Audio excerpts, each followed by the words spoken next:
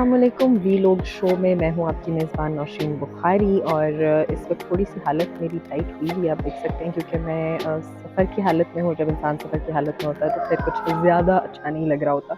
ना मेरा मेकअप का दिल कर रहा था और मेरी तबीयत भी ठीक नहीं थी बट शायद ठीक हो जाए क्योंकि आगे आज इस दफ़ा जहाँ पे हम आपको लेकर जा रहे हैं बड़ी मज़ेदार जगह है और बहुत सारी सैरें, बहुत सारे मेहमान, बहुत सारी गपशप, बहुत सारे खाने खाबे और भी बहुत कुछ होगा। अभी मैं बताऊँगी नहीं, थोड़ा-सा आप लोग गेसिंग गेम अपनी जारी रखें, जब वहाँ पहुँचेंगे तो फिर आपको बताएँगे कि हम इस दफ़ा आपको कहाँ लेकर जा रहे हैं।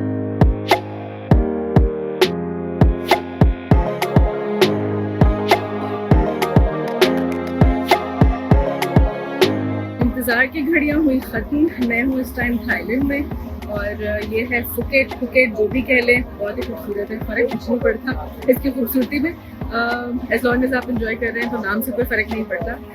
अभी भी यहाँ पे बारिश हुई है। मेरा इरादा तो था कि मैं थोड़े से दिन में आपको दिखाऊँ, लेकिन बारिश ने सारा काम ख़राब कर दिया। कोई बात नहीं, अभी है, कल का दिन भी है, तो काफ़ी सारी एक्टिविटीज़ हैं, काफ़ी सारे मेहमान हैं जिनसे आपको मिलवाना है और होती है गपशप है। अभी आप समंदर एंजॉय करें।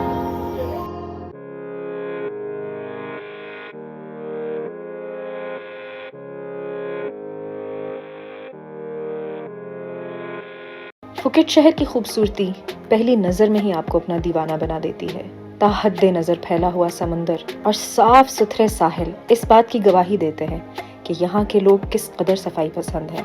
बाजार कभी बंद नहीं होते, कारोबार कभी मांद नहीं पड़ते।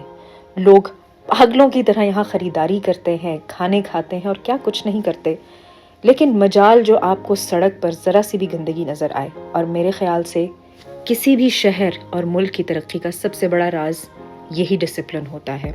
इलाके के लोग आपको देखने में सादा जरूर लगते हैं, लेकिन यहाँ पर खुशहाली है और उसकी बुनियादी वजह यह है कि थाईलैंड में तालीम आम है।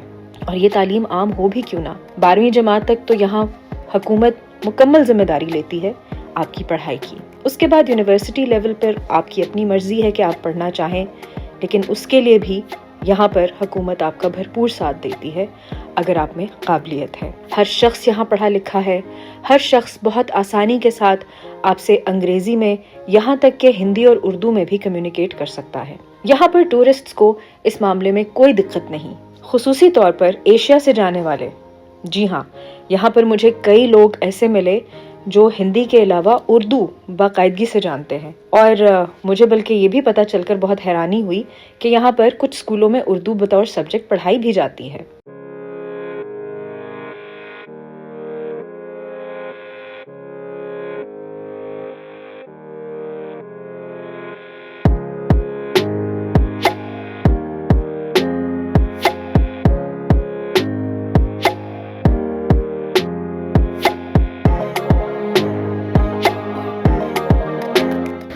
सुबह हो चुकी है और मैंने कहा मैं आपको सुबह सुबह का नज़ारा करवा दूँ कि कुछ ऐसे हालात होते हैं समंदर के सुबह में। और आहिस्ता आहिस्ता लोग आना शुरू हो गए। तकरीबन सुबह के 8 बज रहे हैं। यहाँ पे अभी समंदर काफ़ी शरीफ हुआ हुआ है। रात को काफ़ी तूफ़ानी किस्म की इसकी सिचुएशन थी और अभी कुछ ये इस किस्म का दिख रहा है।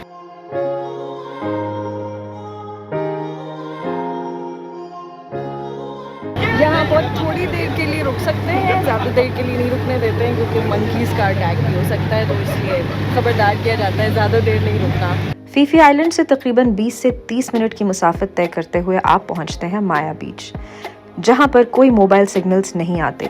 जी हाँ, यहाँ पर पहुंचते साथ ही आपका बाकी तमाम दुनिया से राब्ता कट जाता है। लिहाजा आपको बराह रास्त राब्ता रखने के लिए अपने ग्रुप के साथ रहना पड़ता है या उन लोगों के साथ जो कश्ती में आपको यहाँ पर लेकर आए थे। खुदा न खास्ता अगर ये लोग आपके साथ नहीं हैं तो फिर आपकी या तो पूरी रात जजीरे पे अकेले गुजरेगी या फिर सर्च पार्टीज आपको सारा वक्त तलाश करने में गुजार देंगी। बीच खूबसूरती में अपनी मिसाल आप है, लेकिन यहाँ के पानियों में उतरने नहीं दिया जाता क्योंकि कहा जाता है कि यहाँ पर छोटी शार्क मछलियाँ होती हैं जिन्होंने काफ़ी सारे इंसानों को लुक़्मा अजल बनाया है। लिहाजा दूर दूर से ही खुश्की पे रहते हुए आप इस बीच को एंजॉय कर सकते हैं। जी, मैं इस वक्त खड़ी हुई हूँ फीफी आइलैंड्स पे और यहाँ पे आप देख सकते हैं क्या माहौल बना हुआ है। सर्दियों में यहाँ पे फुल ऑन वेकेशन माहौल होता है। सारा जो यूरोप का गोरा है वो इधर अपनी फैमिलीज़ के साथ वेकेशन मनाने आते हैं। यहाँ पे पाकिस्तानी भी काफ़ी सारे हैं, लोकल्स हैं, इंडियंस हैं। एक फुल ऑन फैमिली सीन है यहाँ पे। सबसे खूबसूरत बात यह है कि लोकल जो यहाँ पे लोकल लोगों में जो सादगी है ना, वो असल चीज़ होती है। ज़्यादा महंगी नहीं है ये जगह। अगर आप प्लान करना चाहें अपना ट्रिप तो ज़रूर आएँ यहाँ पे। और दूसरी चीज़ इस बात का ख़ास ख्याल रखें कि आपको स्विमिंग आती हो। स्विमिंग के बगैर पानी देख के ना, जैसे आप देख सकते हैं काफ़ी साफ़ सुथरा सा पानी है, बंदे का बड़ा दिल करता है कि जी मैं छलांग लगा दूँ, लेकिन फिर हादसे भी होते हैं। तो ज़्यादा बहादुर नहीं बनना, पूरी तैयारी के साथ आना है। इस वक्त इस पूरे आइलैंड की जो खूबसूरती है ना, वो मेरे दिल में समा चुकी है।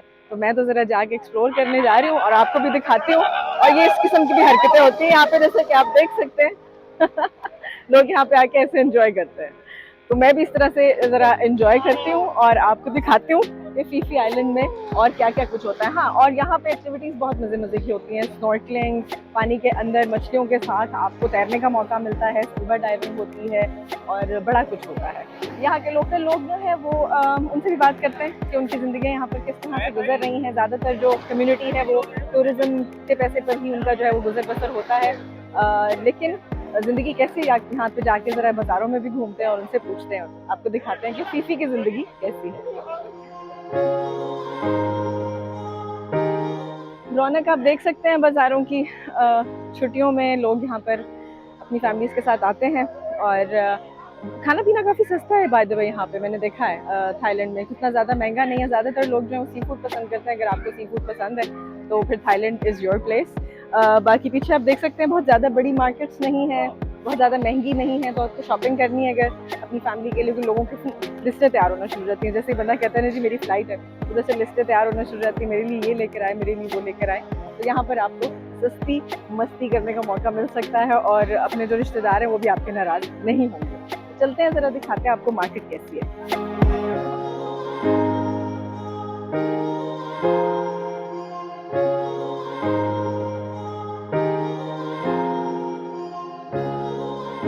फुकेट से कश्ती में सवार होकर तकरीबन 2.5 घंटे की मुसाफत तय करते हुए आप फीफी आइलैंड्स तक पहुंचते हैं।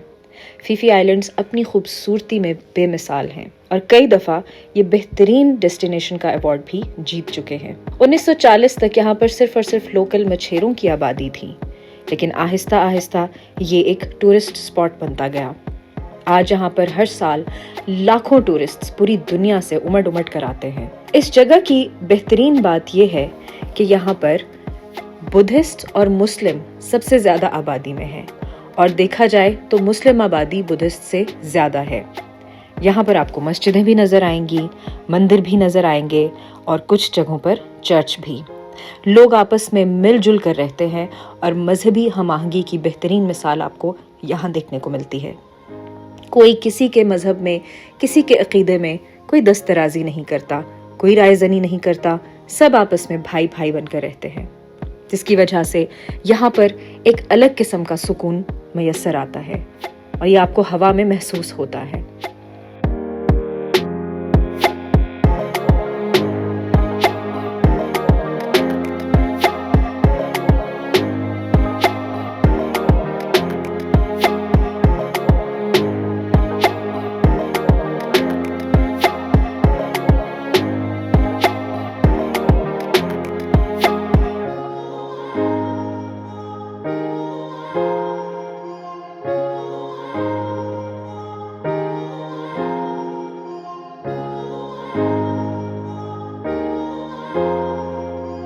हैं बहुत ही खूबसूरत सा समा है। यहाँ पे पीछे पहाड़ है, पाम ट्रीज़ हैं और यहाँ पे हम ये बाइक्स चलाएंगे। इसके अलावा यहाँ पे राफ्टिंग होती है, छोटा सा एक रिवर है। एक्टिविटीज़ के बारे में आपको बता रही हूँ कि आप यहाँ पे आके क्या क्या कुछ कर सकते हैं और क्या क्या नहीं कर सकते। जो सबसे अच्छी बात मुझे ये लगी है थाईलैंड की, वो ये है कि आपको ज़्यादा गाइडेंस की ज़रूरत नहीं है। सब चीज़ें जो हैं वो आपको खुद से पता चलना शुरू हो जाती हैं सिस्टमेटिकली। आप रोडों पे चलते जाएं तो आपको लाइफ में आके बड़ी आसानी से समझ आ जाएगी। ज़्यादा लोगों को से पूछने भालने की आपको ज़रूरत नहीं पड़ेगी। बहुत सारी चीज़ें यहाँ पे करने को हैं। तो अभी हम आपको दिखाते हैं कि ये एक्टिविटी सारी कैसे होती हैं। आप हमारे साथ वाइट रिवर राफ्टिंग एंजॉय कीजिए। इस तरह की एक्टिविटीज़ के लिए सेफ्टी बहुत ज़्यादा ज़रूरी है। जैसे मैंने अपने सर पे हेलमेट पहना हुआ है, ऑल्दो मेरे सामने जो ड्राइवर खातून है उन्होंने नहीं पहना हुआ, लेकिन ये लोग चूँकि प्रोफेशनल्स होते हैं, इनको इतना फ़र्क नहीं पड़ता। बट अगर आप खुद से चला रहे हैं तो इनकी इंस्ट्रक्शंस को मानना होगा आपको, ताकि आप अपना पूरा ट्रिप बगैर किसी हादसे के एंजॉय कर सकें। ठीक है, बाकी का ट्रिप हम आपको एंजॉय कराते हैं।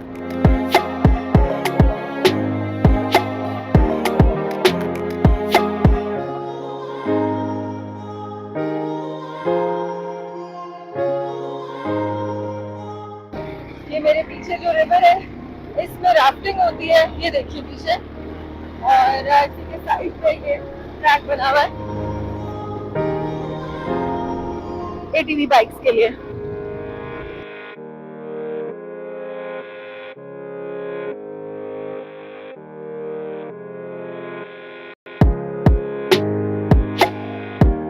एक बात है वैसे, पैसेंजर राइड का अपना ही मजा होता है। कि अगर मुझे यकीन है मैं खुद चला रही होती तो मैं इस वक्त आपको ये सब मनाज़िर ना दिखा पा रही होती, क्योंकि मेरे दोनों हाथों में जो है वो बाइक के हैंडल्स होते हैं। तो अभी मैंने आराम से आपको पूरे इलाके की सैर भी करा दी और बताया कि किस तरह से बाइक चलाते हैं क्योंकि मैं खुद नहीं चला रही। How ironic. Can you have a look?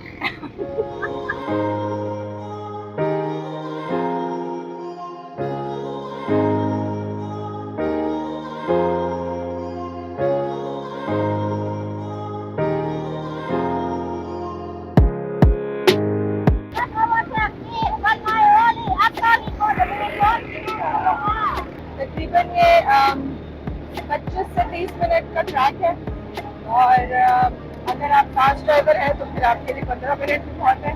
लेकिन अगर आपने व्यूज एंजॉय करने हैं, साथ में फिल्मिंग करनी है, साथ में अपनी स्किल्स को भी टेस्ट करना है ड्राइविंग की, तो फिर आप 30 मिनट की ड्राइव लीजिएगा, आपको तभी मजा आएगा।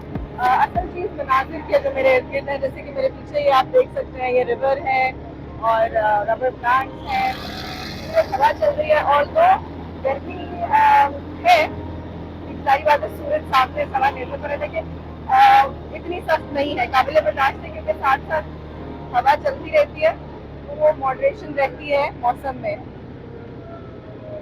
तो चलते आ रहे हैं, क्या हो गया? ओके, सो ये है हमारी ड्राइवर है जो कि शी इज इंश्योरिंग के आगे पीछे जितने भी लोग ड्राइव कर रहे हैं वो ठीक से जा रहे हैं, वो गलत ट्रैक पे तो नहीं आ रहे हैं। उसूलों की यहाँ पे बहुत पाबंदी कराई जाती है। अगर ये जॉय राइड है तब बाकी ट्रैफिक भी मैंने यहाँ पर देखी है, उसके मामला बहुत अच्छे हैं। और दूसरे ममालिक में आकर बस इस चीज़ के ऊपर आकर फिर कंपैरिजन में आता है बंदा, थोड़ा अफसोस होता है कि यार हमारे मुल्क में ट्रैफिक क्यों नहीं सही। ये साथ साथ यहाँ पे ढाबे भी मिलेंगे आपको, कहीं पर भूख लगे तो आप रुक के खाना खा सकते हैं।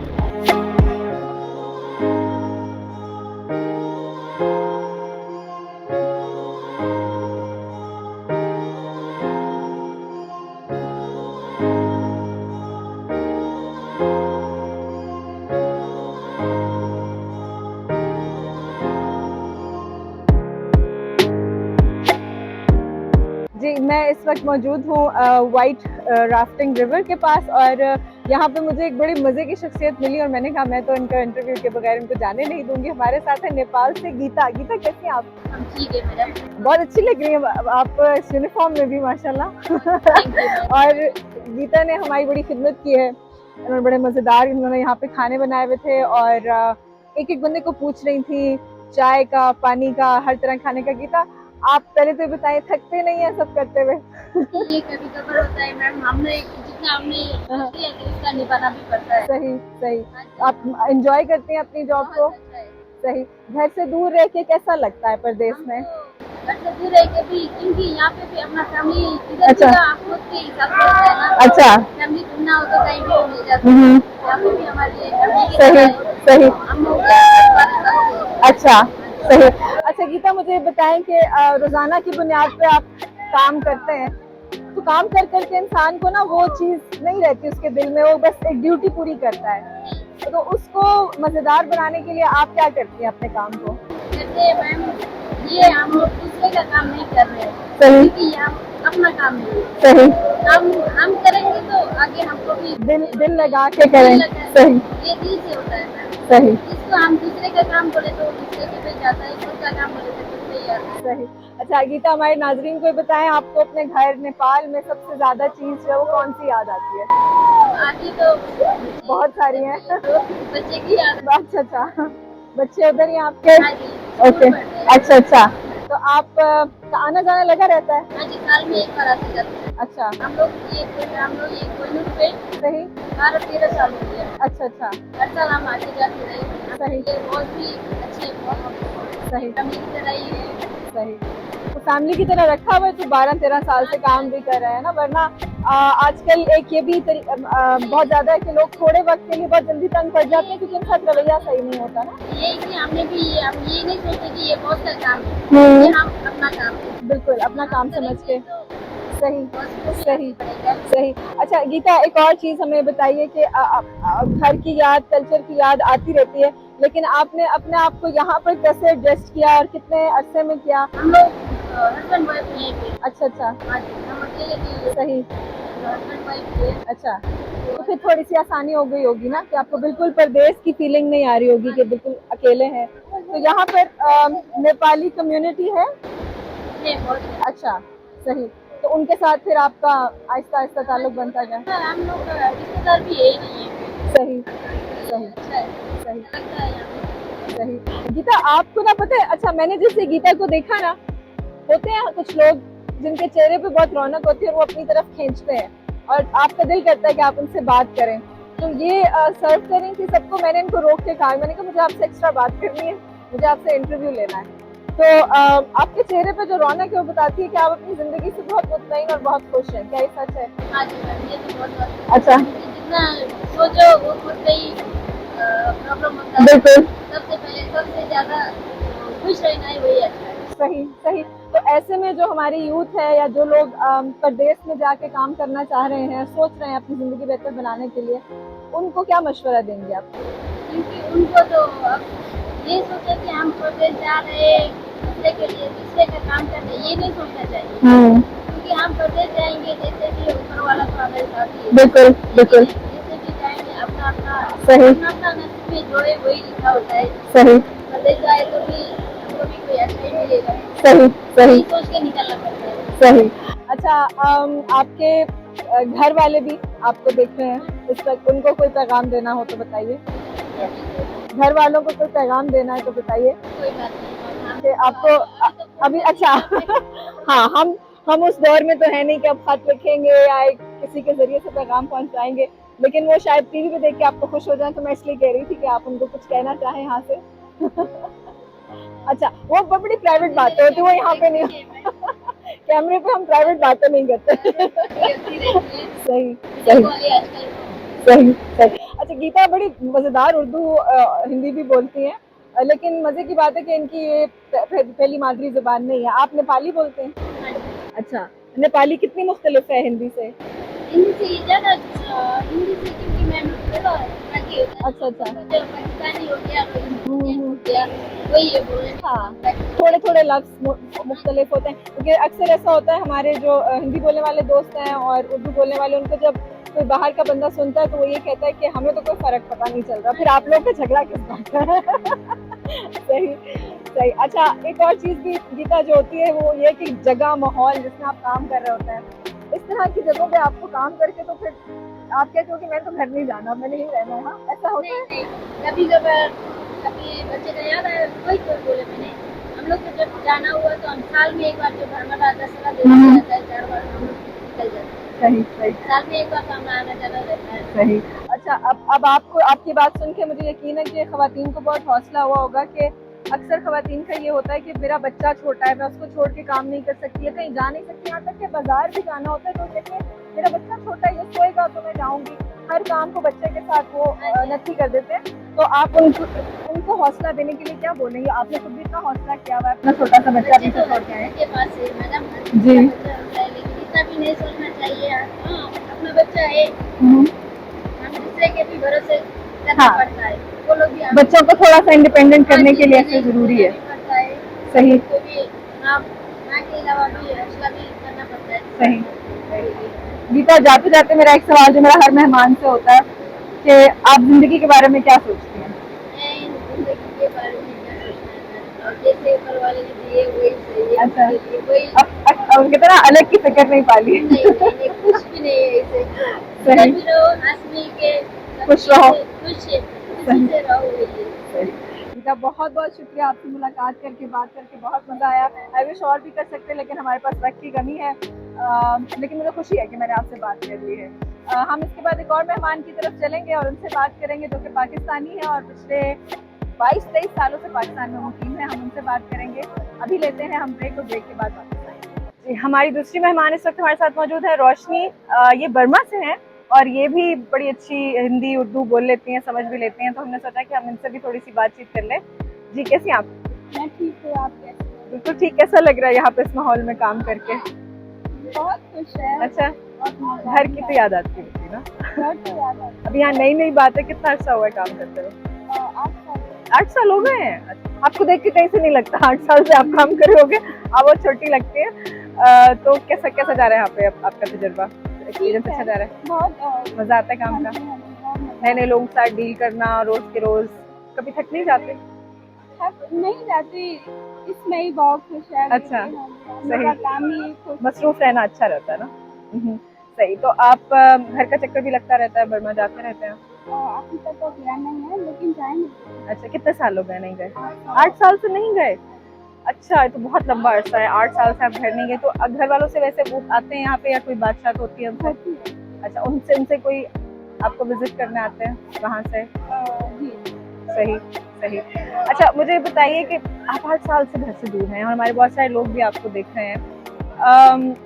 आपका हौसला कैसे लेकर आते हैं अपने अंदर, इतनी हिम्मत? तो प्राउड होता है कि मेरा फैमिली को मैं हाँ। फैमिली के लिए कर रही हूँ। बहुत सही खुशी होता है। सही। मतलब ये आपका रीजन होता है फैमिली के लिए ये सब करना, तो इसके लिए फिर हिम्मत आ जाती है इंसान के अंदर। ये अक्सर लोग होते हैं ना, वो स्टेप लेते हुए भी डरते हैं, तो जब वो स्टेप ले लेते हैं उसके बाद वो थोड़ा सा कंफ्यूजन का शिकार होते हैं। क्या आपको कंफ्यूजन हुई थी कि मैं कहाँ आ गई और पता नहीं क्या होगा, ये नहीं, सब कभी नहीं सोच समझ हुआ। के फैसला किया? हाँ जी, क्योंकि हम लोग का घर में सब बेटी ही है।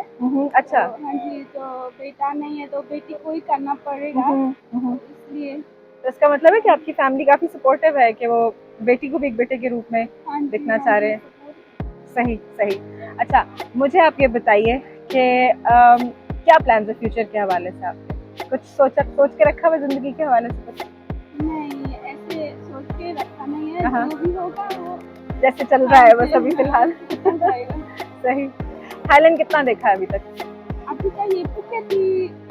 अच्छा, फुकेट से बाहर नहीं निकले? बाहर नहीं, बैंकॉक गया है एक अच्छा बार, अच्छा। तो उसके बाद नहीं कहीं गया नहीं है। सही। सिर्फ काम करती हूँ और रूम में जाती हूँ, ड्रेस कर लेती हूँ, अच्छा। दिन ऐसे ही गुजर जाता है। पूरा दिन ऐसे? और छुट्टी वाले दिन क्या मसरूफियात होती हैं? छुट्टी वाले दिन में रेस्ट करता है, उसके बाद थोड़ा शॉपिंग वगैरह। अच्छा अच्छा।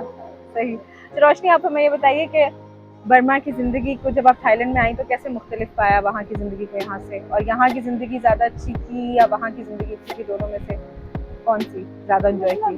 दोनों अच्छा है। उधर में फैमिली के साथ जो है प्यार से रहना, वो भी अपनों के साथ और बात होती है ना? अपनों जो फैमिली भी बहुत अच्छा है उसमें रहना। फिर दूसरी बात, इधर आके खुद कमाए तो पैसा वगैरह कमाना, जिम्मेदारी सारी, जिम्मेदारी होता है, वो भी बहुत प्राउड होता है खुद को। सही। वो भी खुश आपने दोनों जिंदगी एंजॉय की हैं? enjoy किया। सही सही। तो रोशनी, हम दुआ करते हैं कि आप बहुत जल्दी अपने घर वालों से मिले जाके, और आप इसी तरह हंसती मुस्कुराती रहें जिस तरह से आप प्यारी सी हैं, आपकी प्यारी सी शक्ल है, प्यारी सी मुस्कुराहट है, आपको ऐसे ही अल्लाह ताला खुश रखे। हम अब अपने मौजूद हूँ जाहिद इमरान साहब के साथ, जो कि सरगोधा से हैं और पिछले कई सालों से पाकिस्तान से यहाँ आए हुए हैं थाईलैंड, और यहाँ पर ज़िंदगी भी गुजार रहे हैं और अपने काम के ज़रिए ज़िंदगी को एंजॉय भी कर रहे हैं। इमरान साहब, कैसे हैं आप? अच्छा, कैसा लग रहा है यहाँ पे आपको? बहुत अच्छा लगा। अच्छा, आप ये बताइए, मैंने अभी कुछ लोगों से पूछा, आपके स्टाफ मेंबर्स थे जो कई सालों से यहाँ हैं लेकिन वो घर नहीं गए। आपके साथ भी ऐसा ही है? आप जाते हैं घर या आप भी नहीं घर गए? जाते हैं, कोरोना सब घर में गुजारा है, उसके बाद इधर ही आएंगे। सही। अभी साल हुआ है, उसके बाद देखेंगे, अभी पाकिस्तान मौका मिला याद तो तो आता फिर होगा? याद आता रहता है, बस अपना कंट्री है, याद तो आएगा नहीं। लेकिन अब तो ये भी इतने सालों से यहाँ रह रहे हैं, तब तो ये आप कंट्री बन गई होगी। बस ये भी कंट्री बन गई है, अच्छा, बस यहाँ सब पर ताल्लुकात मिलजुल बना लिए आपने मिल गए हैं इतने सब। सालों से यहाँ पे। हाँ जी, तो मतलब कि अगर आप यहाँ इलेक्शन लड़ें तो आप जीत जाए अब हैं। हो सकता है जीत ही जाए। सही सही। अच्छा, आप हैं शेफ, हाँ जी, और जब आप यहाँ पे आए तो क्या यही ज़हन में रख के आए थे कि आपने शेफ बनना है?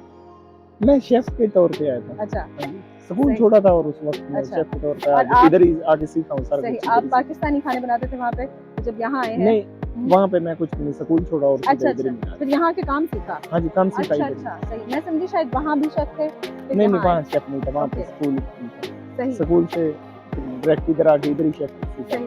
जो काम इधर ही। खाने यहाँ के मैंने भी खाए हैं, काफ़ी मुख्तलिफ हैं, बहुत मज़ेदार हैं। हाँ जी, आपको कितना वक्त लगा इनको सीखने में? मेरे को सिर्फ 3 महीने। अच्छा, इतने कम महीने? ये तो मतलब वो ख़वातीन जिनको खाना बनाना नहीं आता वो प्लीज़ ये सुन लें, 3 महीने काफ़ी हैं आपको थाई फूड जैसा खाना सीखने के लिए। तो पाकिस्तानी खाने तो फिर बहुत ईज़ी होते हैं। अच्छा, आपको खुद जैसे आप थाई शेफ़ हैं, तो उसके बावजूद क्या आप प्रेफ़रेंस देते हैं पाकिस्तानी खानों को? नहीं, अपने मैं टेस्ट बड्स कल के जो हिसाब से? ज़्यादा बना लेता हूँ, पाकिस्तानी हो गया, थाई हो गया, उसके बाद इंडियन ज़्यादा। आपको जैसे मेरे को इंडियन टेस्ट चाहिए तो उनको इंडियन के हिसाब अच्छा। से देते हैं, जो पाकिस्तान के चाहिए तो अच्छा, पाकिस्तान तो के। पर्सनली आपको कौन सा पसंद है इन तीनों में से? कुजीन कौन सा बेहतरीन लगता है आपको? मुझे सब ही अच्छे सब अच्छे लगते हैं। जैसा कोई चाहे ये वैसे वैसा बड़ा मिल जाता है। पॉलिटिकली करेक्ट आंसर दिया, सियासी जवाब था ये, सबको खुश किया इन्होंने यहाँ पे। लेकिन अच्छी बात है, क्योंकि आप जब इंटरनेशनली इस तरह से अपने आप को किसी भी चीज़ में मसरूफ रखते हैं ना, तो फिर आपका दिल बहुत बड़ा हो जाता है, वसी हो जाता है। हर तरह की नेशनैलिटीज़ के हाँ जी, लिए आपको एक्सेप्टेंस देनी पड़ती है, और यही दुनिया के बहुत सारे ममालिक की खूबसूरती भी है। अच्छा, आप अब ये बताइए कि मैं अपने सब मेहमानों से ये सवाल पूछ रही हूँ, मेरा शो भी इसी बारे में, इसका नाम है वी लोग, वी लॉग नहीं वी लोग, कि हम लोग, लोगों के हाँ बारे जी, में, उनकी ज़िंदगी की कहानियाँ। मुझे बताइए कि पाकिस्तान में, सरगोदा में आपकी कोई ऐसी याद जुड़ी हुई हो जो अभी भी आपको याद करके हंसी भी आए, आपको रोना भी आए, कुछ जज्बाती भी कर दे, ऐसा कोई वाकया नहीं, हमारे लोगों ऐसा को कोई वाक़या सुनाइए। नहीं है मेरे पास। अच्छा, मतलब कि इतने सालों से यहाँ पे वो पाकिस्तान भूल गए हमें। भूला तो नहीं, लेकिन वैसा कोई अच्छा, वाक़या नहीं हुआ जिसमें बचपन की कोई याद? कोई नहीं है, स्कूल के अंदर ही जो टाइम गुजारा वही था। शरारती थे आप? नहीं। अच्छा, हाँ जी, अच्छा, फिर हमें ये बताइए कि स्कूल छोड़ा क्यों? दिल नहीं लगा? दिल भी नहीं लगा, बस मजबूरियाँ थी, बस अच्छा। हालात ही ऐसे। फिर यहाँ पे आके तालीम के हवाले से कुछ किया, या बस फिर नौकरी नहीं लगी? नहीं, जो असिकल मुझे मामू है ना। अच्छा अच्छा, हाँ ठीक जी, है। मामू है, इसलिए सही। इधर ही आके जब बुलाया तो उस वक्त शेफ के तौर पे आया। अच्छा अच्छा, सही। तो आप अपने मामू के साथ हैं यहाँ हाँ, पे? मामू के अच्छा, तो साथ फिर ही मतलब है। आपकी एक तरह से फैमिली यहाँ थी, आपको इजी हो गया होगा हाँ जी, यहाँ पे सबसे adjust इजी, करना। मुझे कोई ऐसा महसूस नहीं होता कि मैं आउट कंट्री में हूँ, ऐसे ही सही। लगे जैसे हम फैमिली के अंदर ही थे। सही कोई सही ऐसा महसूस नहीं, सही। बाकी सब थाई लोग अच्छे हैं। उसके बाद ज़बान सीख लिया, सारा कुछ सीख लिया, सही। थाई वगैरह भी। जाहिद साहब ने बड़ा मज़ेदार खाना बनाया था आज, मैंने कुछ भी नहीं छोड़ा, सब कुछ खाया। हालांकि मैं नाश्ता सही करके आई थी, लेकिन इतनी मज़ेदार चीज़ें थी कि मैं रेजिस्ट नहीं कर सकती। तो अभी मेरा आपसे एक सवाल ये है, यानी ये मेरे सारे मेहमानों से होता है, हाँ जी, हाँ जी। आप अपनी ज़िंदगी से खुश हैं? हाँ जी, अल्लाह खुश है। कोई ऐसी ख्वाहिश, कोई ऐसा ख्वाब जो भी पूरा करना बाकी हो? सब पूरे हो चुके पूरे हो चुके हैं? बेहतरीन हो, बहुत बहुत शुक्रिया। हैं।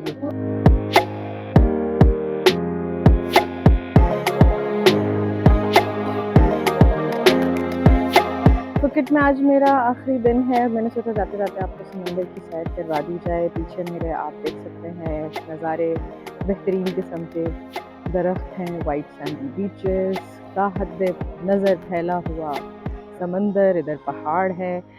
इसके बाद हम बैंकॉक जाएंगे। बैंकॉक में ये वैरायटी जो नेचर की है वो आपको नहीं मिलेगी, मुझे नहीं मिलेगी इनफैक्ट आपको दिखाने के लिए। वहाँ की और तरह की ज़िंदगी है, वो सिटी लाइफ है, रोशनियों का शहर है, वो सोता नहीं है शहर। ये शहर एक अपना सुकून रखता है अपने अंदर। बार बार जो है मैं यहाँ के लोगों की बात करूँगी कि मेरा शो है वी लोग, लोगों के बारे में, हम लोग। बहुत खुलूस नज़र आता है इन लोगों का अपने वतन के साथ। कहीं पर भी आपको ढूंढे से भी गंदगी नहीं मिलेगी। इन लोगों का यही एक नज़रिया होता है हर वक्त, एक चीज़ इनके दिमाग में सवार होती है कि हमारे मुल्क को कैसे फ़ायदा होगा।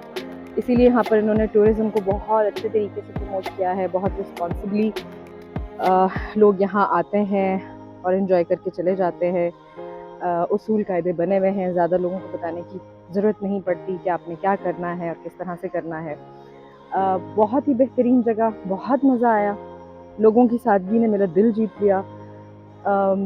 टूरिज़्म के साथ आप बहुत बेतहाशा कमा सकते हैं और ये चीज़ हमारे पाकिस्तान के लिए भी एक सबक आमूज़ चीज़ है कि हम पाकिस्तान जैसा इतना खूबसूरत मुल्क रखते हैं तो हम वहाँ पर भी इसी तरह से टूरिज़्म को प्रमोट करें ताकि हमारा ज़र मुबादला जो है वो आता रहे और हमारे मुल्क को तरक्की मिलती रहे।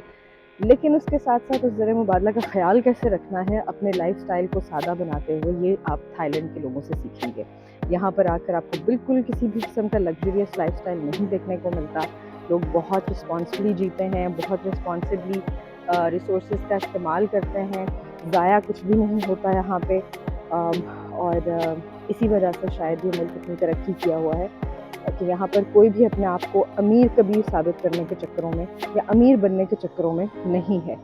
कुछ भी कर रहे हैं तो अपने मुल्क की खातिर कर रहे हैं, कोई भी फ़ायदा है तो अपने मुल्क को पहुँचाने के लिए कर रहे हैं। मेरा यकीन जानिए दिल नहीं कर रहा वापस जाने को, क्योंकि मैं जो हूँ वो ज़्यादा नेचर के करीब रहने वाली बंदी हूँ।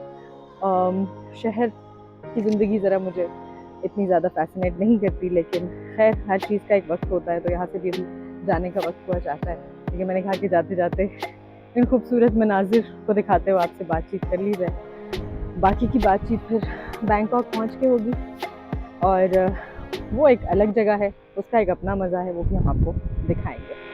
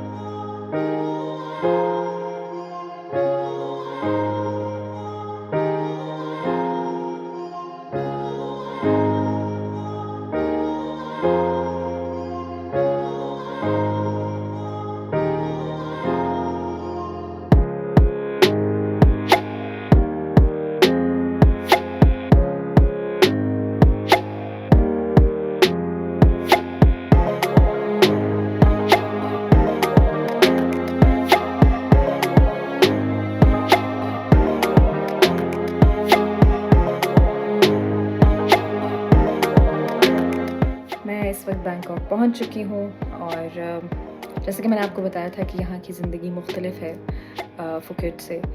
वो मैंने आते साथ ही देख लिया। यहाँ पर गहमा गहमी है, हर कोई नफसा नफसी में मुब्तला है और ख़ूबसूरती मैन मेड है।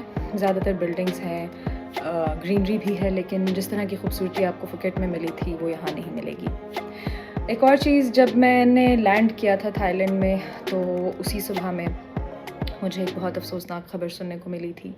हमारे बहुत प्यारे मुख्तार भाई, अल्लाह ताला उनको जन्नत में जगह दे, उनकी वफ़ात की ख़बर मुझे एयरपोर्ट पे मिली और मेरा वो पूरा दिन बहुत बुरा गुज़रा, बहुत ग़मगीन गुज़रा।